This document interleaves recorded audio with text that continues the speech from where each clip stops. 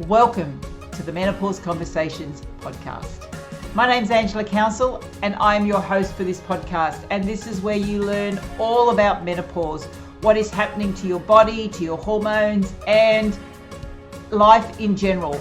Everything is changing and sometimes it can seem really confusing, but this is where the confusion stops right now. This podcast will share with you everything you need to know about how you can navigate your menopause transition with ease. So sit back and enjoy the show. Bye for now. Now our guest it's actually another Angela, is Angela Raspass. And she is a coach and mentor of women who are starting next chapter businesses. Now I know a lot of women who are either in business or they want to start business as they get to this stage of life. So this is exactly what Angela does, and she helps women start these next chapter businesses. Sometimes it could be the second chapter, it could be the third or fourth chapter. But I have a really great conversation with Angela, and we talk about the importance, because it's not all about business, but it's about the importance of face-to-face connections, and why women, when they get to this stage of life, are really craving that personal connection, which is something that I talk about with circles. And many women get to a stage where they start searching for something different in their life. And we talk about that as well. It's like, what happens? Something happens to women where, and quite often it comes along with when your children are growing older and no longer need you, and because they're more independent. So many women start to search for something different, and that's when they consider maybe opening up their own business. And Angela shares about how it's really important to follow your heart on where you want to go, because, you know, just say you're 50 or, you know, early 50s. Let's hope you've got another 40 plus years of your life, and it's important that you enjoy your life. But many women are lacking self-belief, and we talk about this as well, how common this is. And I'm seeing this as well with the women that I'm speaking to who are making calls with me. A lot of it comes down to this lack of confidence, this lack of self-belief. And what Angela shares is how sometimes it's very difficult to change your belief around your confidence, but it's important to actually take action. And when you take actions of confidence, then the beliefs will come after that. So quite often, if the action comes first, the belief will follow, or the feelings of confidence will follow. So it's an absolutely fantastic conversation that I have with Angela. I will put all of the links to Angela's business and everything underneath in the show notes underneath this recording, if you want to get more information from Angela. So once again, thank you so much for being part of the Wise Women's Conversation podcast. If you do enjoy this, please share it with someone else who you think might also enjoy it, and leave me a review over on iTunes. That just helps other people find this podcast and learn from all of the fantastic wise women that I have to speak to. So enjoy this conversation. Bye for now. Tell us about women when they're, you know, stepping into the next chapter. What is it that do you think quite often is the trigger? Are there commonalities in women when they're kind of discovering themselves and they want to step out there and do something different, and, you know, whether it's leave a legacy or just follow their passion? Is there some commonalities? Talk to us about it. Oh, absolutely. And first of all, thank you for inviting me on to have this conversation, because the more of these conversations we have about women expanding and doing the things that are calling them and are not being unusual to follow those passions, then the more it's going to happen. Next chapters, and you're absolutely right when you were describing that, there's not just one or two, there's many, because we are evolving all the time. And that's why I particularly resonate with your concept of the Marga woman, because, I've just turned 49, and I feel if I compare my life now to, say, even one generation ago with my mum, it's changed so entirely, completely different. And And it's a great thing. I mean, I love the fact that this evolution is happening because I've got a daughter and I think about, what's going to be possible for her as she goes through. And there's just so many options now that I believe that are available to us. And a lot of us do decide to express that in a business, because one of the things that I see really hits us at this sort of mid-40s sort of age, if you've had kids, your world starts to open up a little more. I mean, my teenagers, one's gone off to uni, one's still here, they still very much need me, but it's a different need. It's more cerebral in terms of, being Yes. there for support and values, and much more so than, say, when they were babies and toddlers, which was so time rich. Full on, yes. Absolutely full on. So the world starts to open up a little bit more. You've had several evolutions in your character anyhow, as you've begun to realize perhaps some of the beliefs and the way you looked at the world that you were given when you were younger. You've challenged those. You've had experiences. You've fallen over. You've got back up. Very few of us get to this age without having some pretty serious shit going on. Can I be so right. And then you've been under a rock. Exactly. It's unusual. It's hard to get to this stage of life and not have a few scars. Something's happened. But that's the beauty, though. I often say that a next chapter business is built on skinned knees.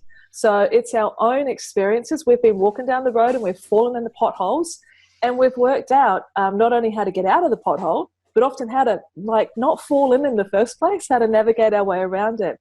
And so our experiences can shorten and sweeten the journey for others. So a next chapter business is really at the core of it is a desire to do the things that call you. At the core of it is a desire for contribution and fulfillment. Mm-hmm. And at the core of it is the desire for our own rich rewards. Now, fulfillment can, it's the feel-good factor, but you also, as a business owner, deserve to be well compensated for what it is that you do. So we need to have conversations about our own finances and how our businesses can support us financially as well. But most of my women that I work with, we're not looking to take on the world. We don't want a multiple six-figure online business, usually. If you do, fantastic, then that can happen. But most of us use the internet as a tool for, say, our websites and branding and for connection, but not necessarily delivery, because the face-to-face connection, even like this, the Zoom connection, is so important. Nothing beats face-to-face. This is the next best thing. My people and myself don't tend to focus on just generic online programs, because we need connection. We need to bond. We need to discuss. Totally. And that's what Marga women need. They're craving that, because I think we've so many years, we've lost the village, and as we're coming into this stage of life, we're really craving it. I mean, we really needed it when we had young children, but we kind of coped. We kind of just got through because there was no other option. Yeah. And you just kind of kept going and kept going. But I think now, as you say, we have more space, but this is when we crave that connection, and we now have the time to go and look for it, where we didn't have the time before because we're too busy. No. We're living, busy being in life, but now we've got a little bit more time, so we're out there and we are searching for it. That's a really key point, the searching, the looking, the exploring. Different things tend to call us. And I find spirituality is a big one that kicks in as well, like wanting to connect to something bigger than ourselves. The way I often describe it is that with our lives, but also the type of world that we're in now, with the speed that it moves at and the information that was thrown at us all the time, we're almost like jet ski riders, like zooming across the surface. And what we crave, well, I know I can only speak for myself and the women that I'm most familiar with, but we crave to be a scuba diver. We want to dive down deep. Yeah, and have those real conversations and that intimacy and those real connections. And that's what I am just delighted about, that I have. Look, my life is still busy, don't get me wrong. We've all got responsibilities, but I can make choices that serve me. I can follow that, that curiosity, and I can start diving in. And that's where, I can look at, oh my goodness, if I think back to my 25-year-old self compared to my 49-year-old self, I mean, it just blows your mind how much your perspective changes. That's, the wisdom and the insight that can only come from experience. So I believe that next chapter women, Marga women, have so much to contribute. And we owe it to ourselves to not, I've heard the expression, don't die with the music still inside. I don't want to be dramatic. We're not going to keel over tomorrow. But if you've got that pull, that desire, you've got to explore it. You've got to explore it. And do you think, what about women who are a little bit scared?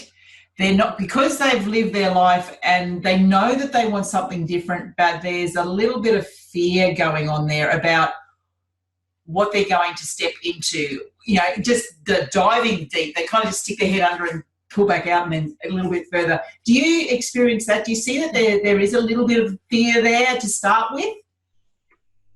Absolutely. There is no doubt that fear and worry and a lack of self-belief is common across the board. It doesn't matter whether you are brand new, you're considering your next chapter, or if you've been 10 years in business. I've been self-employed since 2003, okay? And I battle with self-belief and doubt on a regular basis. But here's the difference, okay? I think that we believe that we need to feel confident before we act. We need to have all our ducks in a row before we actually go out into the world. And that's just not true. I did some brilliant training through Russ Harris, acceptance. Oh, yes. Yeah, I love him. Acceptance and commitment therapy and training. And what the biggest thing that I took away from the work with Russ, and I've actually done a podcast interview with him as well. Yes, and it was very good. I listened to it. So good to interview. But thank you. Well, what he teaches us is that the actions of confidence come first and the feelings of confidence come afterwards. So if we wait until we've got hallelujah, I'm ready to rock and roll, it's never going to come. So we have to take the baby steps. One of the biggest things is, I think it's a good idea to have big goals, okay, a big vision that inspires and pulls you forward, but you have to break that down into bite-sized pieces, because every little baby step or turtle step, as Martha Beck says, that you successfully complete, it adds to what I call your future fuel. So you're responding to yourself, you're reassuring yourself, you're demonstrating to yourself that you can make things happen. And as you take a small step and you get a bit more confident, then you take another one and a bit more confident. And before you know it, literally, you're creating and developing things and achieving things that you previously didn't think possible. But so there's the self-belief piece, and there's so much more that I could talk for days about that. But then there's the other piece as well, which I think is vital, which is community. Because a lot of us are going this alone, especially if you are an entrepreneur or a small business owner or a solopreneur, whatever the case is. We are often just like I am here. I'm at home in my little office. Well, actually, I'm in my kitchen right now. But I work alone until I'm connected with my community. So I'm in a mastermind. I host and facilitate masterminds where you bring groups of women together who are on the same path. Now, you only do small groups too, don't you? I just whacked my ear, sorry. Yeah, so you do very small, intimate groups, because I think that's something that Marga women want as well, is this, it's the intimacy as opposed to being in some of these groups which have got, you go and sit in a room with 100 other people. It's like, it just kind of, for me, I know that if I walk into a room that's got 100 people in it, I kind of go, oh my God, this is just too overwhelming, and I walk out. But put me in a small group and because I can connect at that level. I can't connect with 100 people in the room. Well, it's very difficult to connect. You can go to an event, and I love going to events where I can go in there with an objective and I can listen and I can take out a couple of bits and I can implement. But I'm not, and I may meet some people do that in networking, but there's a difference between networking and connecting. Yeah. There's a big difference. So yes, I do masterminds and retreats. It's the other thing I do as my main business model, is that my masterminds typically have no more than 5 people in them. Because you need to be heard, and I think your voice gets lost, as you're saying, in a crowd. And you need, like the women that I'm with, is that we're together over a 10-month period, so you really get to understand each other. But even if you're not ready to invest in a paid mastermind that's facilitated by someone like myself, who has a lot of experience with them, you can create your own circle of support. Yes, and that is vital, because so often you can't see the spot that you're standing on, and you find sometimes you're feeling terminally unique, like, no, everyone else can do this. What's wrong with me? Yeah, and you can get into the comparison game. If you get into comparison where you're comparing your insides with other people's outsides, and you will never measure up if you do that. So it's really important to work on those other pieces so that you can take the steps and get the confidence flowing in from there. So success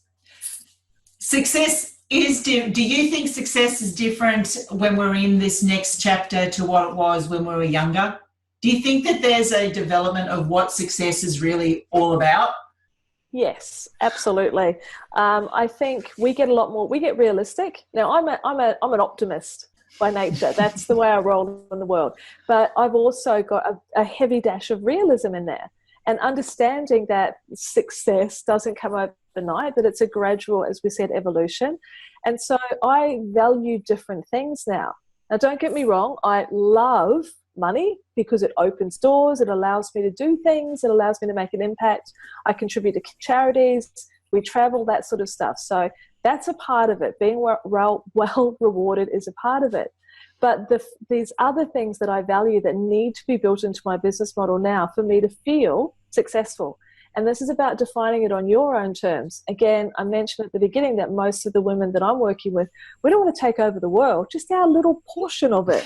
We don't want to get burnt out. A lot of us have looked burnout right in the eye, and we're not going there again. A lot of us consider this to be a lifestyle business because we want a business that complements our life. It doesn't commandeer it. Doesn't, I don't want to stress out like I burnt out in the old days when I thought success looked a certain way. I know how I want it to look, and I've designed very specifically a business model that allows me to do the things that I want to do. It's taken a while. Again, I had to learn. Big lessons on the way. We all learn, don't we? We do. And so now, my business, I go to the gym, I go to yoga, I have time to connect with people, other things. My week is not jam-packed with mania like it used to be. And that's important to help people understand how they can create a business model that complements, doesn't commandeer, and it's very personal. And that last piece is that fulfillment and contribution piece. That's huge. We got to feel like what we do matters. Okay. We've got to feel like, I know I can feel like, even after I ran a retreat a week ago for some of my mastermind girls, and the feeling afterwards of that fulfillment and delight because of what they'd experienced, that's the feeling I want to bottle and give to other women so that they can feel the same when they're doing, when they're living out contributions through their business. It's very exciting.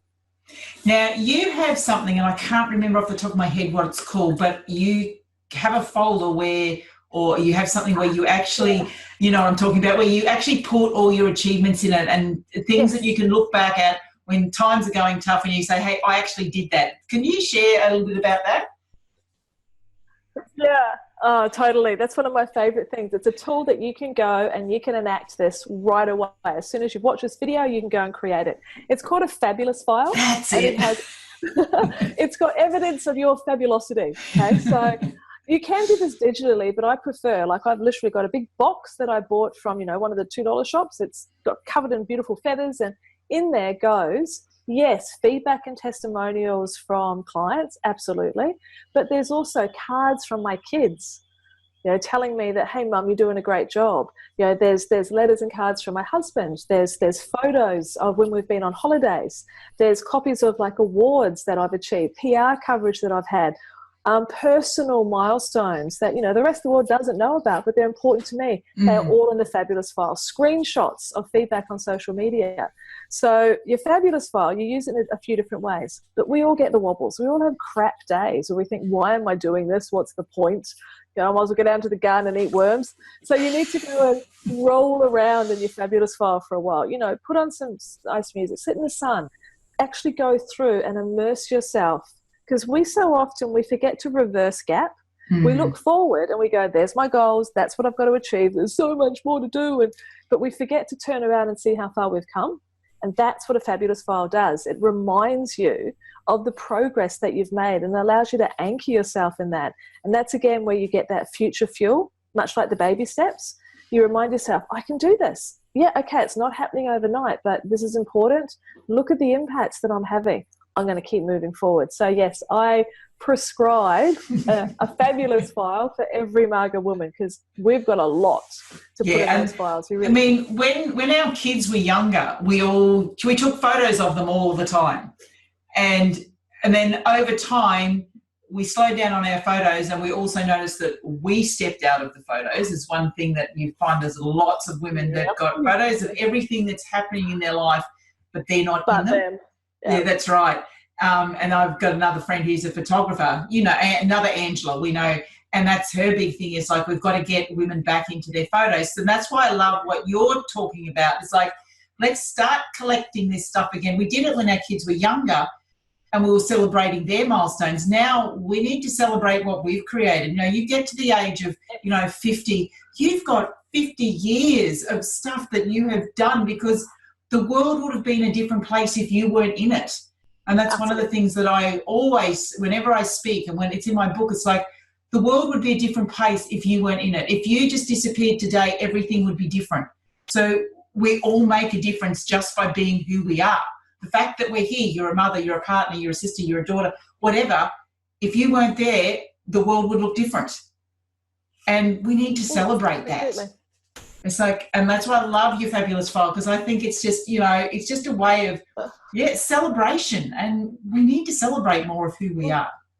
We do, absolutely. And that's where the community piece is important as well. One of the women that's in the mastermind that I'm in, she talks about this particular book. I can't remember exactly the name of it, but it was how to toot your horn without blowing your trumpet, which basically means you've got to learn how to speak about and celebrate what it is that you have done, what you are achieving, what you are creating, and not be hesitant about that. We're not becoming braggarts. Like there's a continuum with every behavior. There's a continuum. So you're not going to be right down this end and basically, just telling everyone that you're awesome, but you're not going to be down the other end of the scale as well and not telling anybody anything.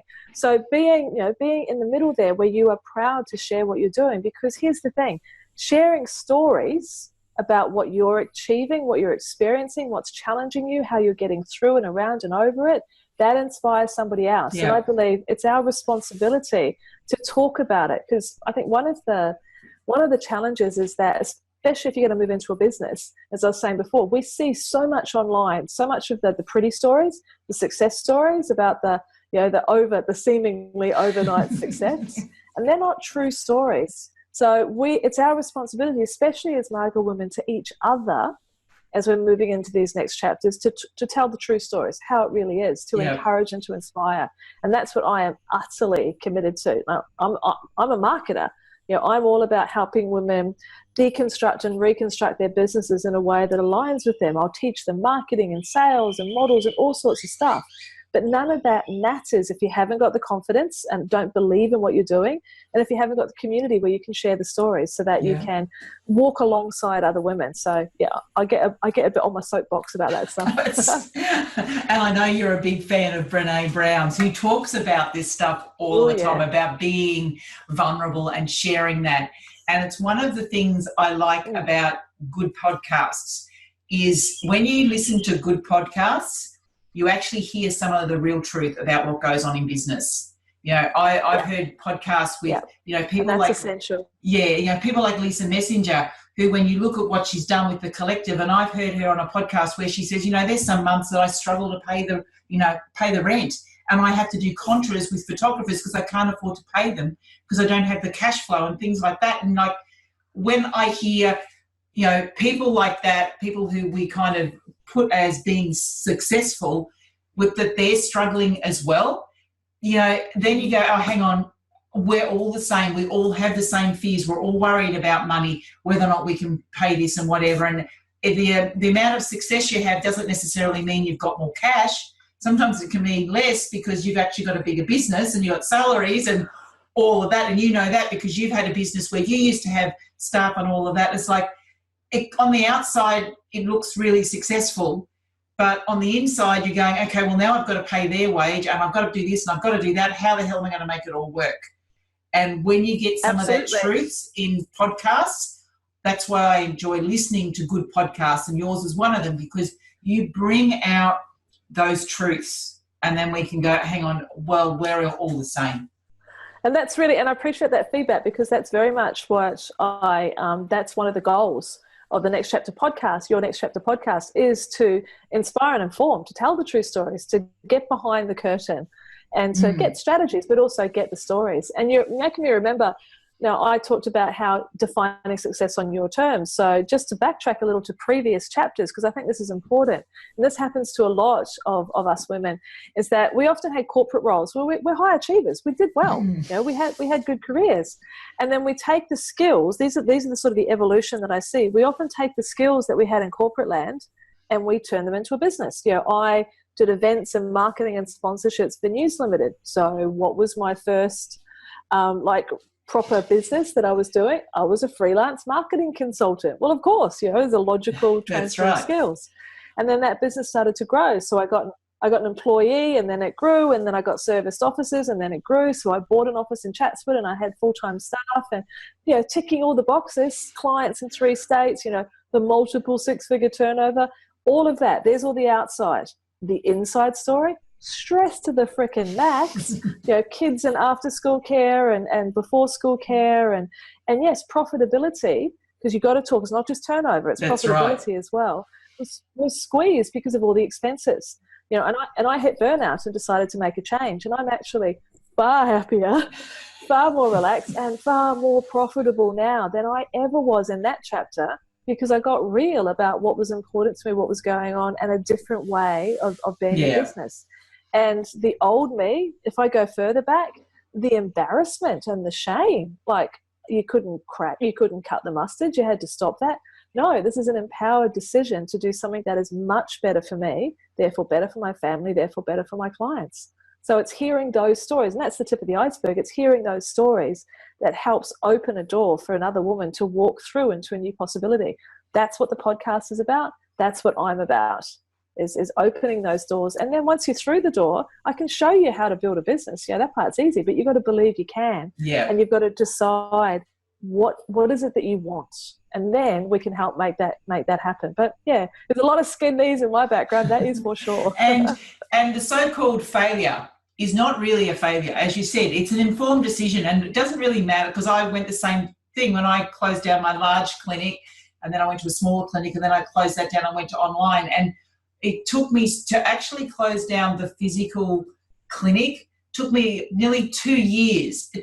I did it 2 years too late, but it was all about how is it going to look to the outside world? People will think I failed if I close the bricks and mortar. When in fact, it wasn't a failure. All it was is I had shifted, my priorities had shifted. I no longer wanted to be doing so much one-on-one work. I more wanted to speak and do group work, which meant it was no point paying rent on a physical property if I could deliver everything online. But it was just all in there. Well, then people are going to think I'm a failure. They're going to think I'm a fraud. They're all these things. Yeah. And that's why the community, having people around you who can, when you're getting those wobbles, who can go, hey, Ange, this is a new chapter. This is the thing that you have evolved into. This is the next step. So we learn so much from what's happened in the past. And so there is no shame. There is no embarrassment. There is no judgment. It's like that was that chapter. Now I've got different priorities and I'm continuing to move. Yeah. I couldn't have imagined 5 years ago where I am today in terms of the business model and the contentment that I have. In another 5 years, will I be doing exactly the same thing? I think there'll be similarities, but I'm not going to predict. I expect I'm going to keep evolving again and again. I'm going to have another chapter and another chapter. And I'm always going to keep community around me that helps me when I wobble, because I know I'll wobble. Isn't that the joy of having your own business, is that you can change your mind anytime you like? Absolutely. And that's why I like what I'm doing now with the Marga Woman Project. I've got a big vision for it. It is there. But at the moment I'm playing. I've got a magazine. I enjoy putting a magazine out every month. So I'll continue to do that while I'm having fun. I love doing these interviews for the Marga Woman TV because I'm having fun. As soon as it starts to get hard, and I was actually talking to someone earlier about building a Marga Woman website. Now, I have all the skills and the technical knowledge to do that, but it's not fun for me. And so I'm talking to someone else about just doing that because it wouldn't be fun. I said, well, you may as well do it if I'm not going to do it, because I'm not going to take time away from a magazine that I'm enjoying doing just to build a website. It's like, no, I can give it to you to do, and you do what you do really well and you're having fun with. I'll do what I'm doing really well and I'm having fun with. And then at the end of the day, I still get what I want. Yes, I have to pay him to do that, but it's okay because I'll get more income coming in from what I'm enjoying doing. rather than busting my ass to do something just so I can get enough money to pay him. It's like when I relax, the money just flows in and then it flows back out again. And everyone's doing what they do well. Well, that's very much about, having the wisdom and awareness of being in your zone of genius. This is the stuff that I love doing, because I know that when you are really enthused, enthusiasm is currency. Okay, so you're energized and enthused about what you're doing, and you are also creating opportunities for other people when you do some outsourcing. Now, at the beginning of our businesses, we can't outsource a lot. We're really watching the pennies, but I believe we can all get to a certain stage where we can outsource a little bit, exactly as you described, that then frees us up to do more of the stuff that we love, that we're good at, that brings in the cash. I've got several people who help me in my business now. That wasn't at the beginning, but I could not do what I do without that support now. It's really important for me to stay in my zone and for me to outsource those other little pieces. And that again, that's an evolution. That's an evolution of trust that this is going to work out. It's an evolution of awareness as to what I am really not good at, i.e. if I ever did my bookkeeping, that's gone, that's way gone. And there's other things as well. Look, I can play with the back end of a website, but I prefer to have the fellow who helps me with that, because he is just in his zone of genius. That's he's right. Playing with the back end of a website. So yeah. And then if we go woo-woo, if we trust the universe, and I know that you do this, it's like, well, okay, I'm going to give this to the universe to do. I have, actually, I don't know if I learned this from you or from someone else. It's like I have my to-do list. I break down to what I have to do and what I give to the universe. And I do my stuff, and when I finish doing my stuff, I go and get something back from the universe if it hasn't happened, and then I do it. But if I give it to the universe will generally look after it most of the time, and I don't have to look after it anymore.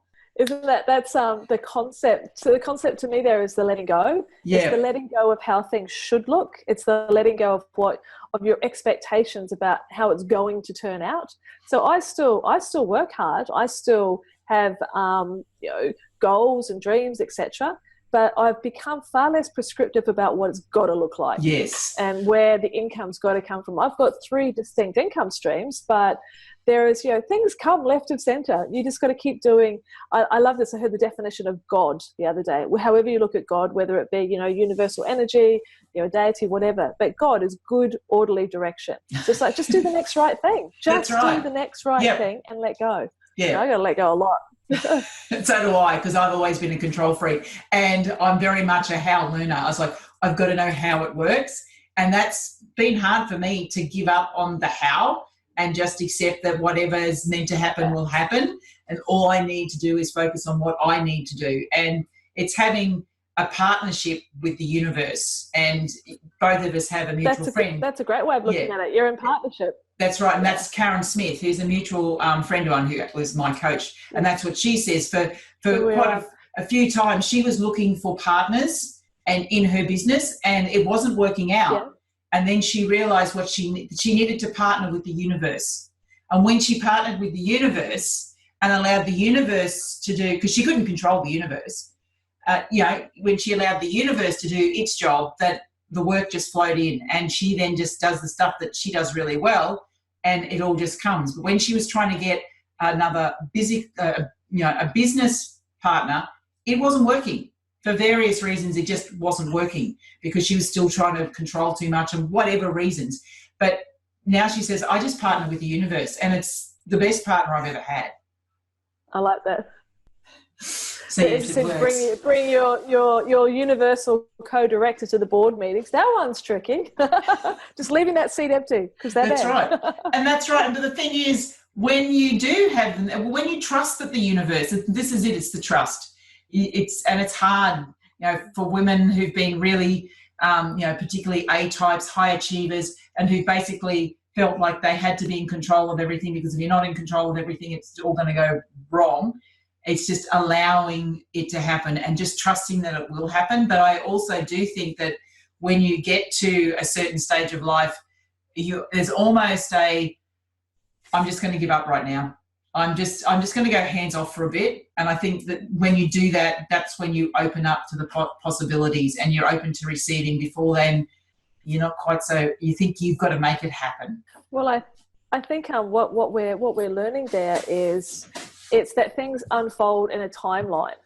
They just do. Things happen in the way they're meant to. We don't sit back and do nothing. Obviously, we're taking action, but it is that trust that things are unfolding as they should. And I often have looked back, like stopped and looked back with what I call the benefit of hindsight, looking back and understanding the connections and gone, I never could have predicted that step would lead to that step would lead to that step. Okay, it doesn't mean that I'm passive, by no means passive. I'm a very active action taker. That's my style. But I do tend to trust my intuition a lot more these days. Yeah.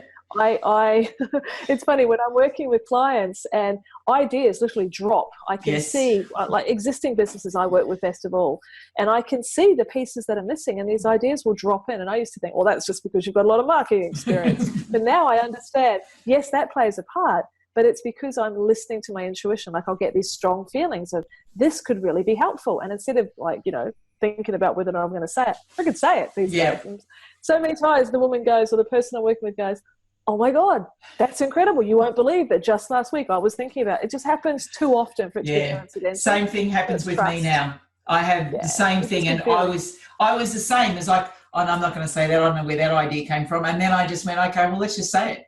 Let's just see it. And then all of a sudden they go, let's see what happens. Oh, right. I get it. It's like, and it's almost like you're seeing into the future, but you don't know where it comes from. And so I use that in my business now. It's like, I quite often will go to bed if I'm not sure of what the next step is, or I'm a bit stuck on something. I go to bed and I say, well, okay, fine. If there's something I need to know, bring it to me. And unfortunately, sometimes I'll bring it to me in my dream and then I can't sleep, because then my brain gets activated. I get in my dream and then, oh yeah, that's it. It's going to go. So I don't get a lot of sleep, but my answer comes. My answer does come. It always comes. I like it. So I want to thank you for being part of this. And I think, because lots of women who are part of the Marga Women Project do have businesses, or they're thinking about businesses, or being in business. So I think you've given lots of insights today, and particularly the fabulous file. Anybody can do that, and I recommend you go and do that straight away.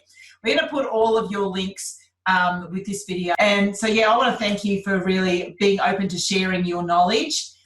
You'll learn a lot more from Angela, because she will be part of this community going forward, guaranteed, because she's got so much. She's a great Marga woman, and she's open to sharing, and she's just got so much knowledge and so much experience. So thanks for joining us, Angela. And You're really welcome. Thank you for the conversation. And thanks everyone for listening, and we'll be back again with another episode soon.